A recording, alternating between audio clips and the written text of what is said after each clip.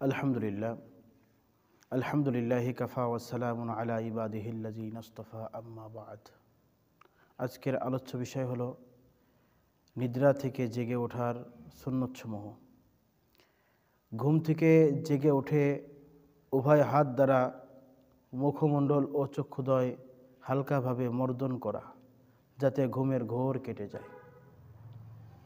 এটা ছিল 1 নম্বর।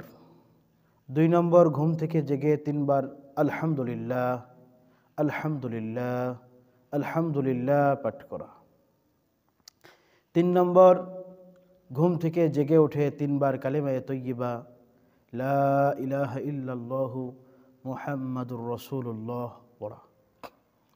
4 নম্বর, ঘুম থেকে জেগে এই দোয়া পাঠ করা, আলহামদুলিল্লাহিল্লাযী আহইয়ানা বা'দা মা আমাতানা ওয়া ইলাইহিন নুশুর।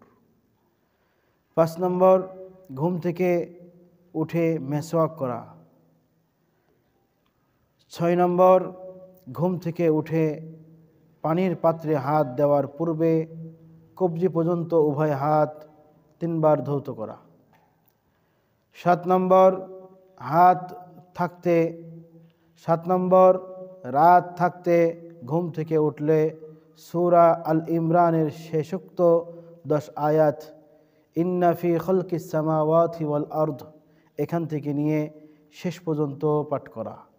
এগুলো হলো ঘুম থেকে ওঠার পর একজন মুসলমান এই আমলগুলো করবে।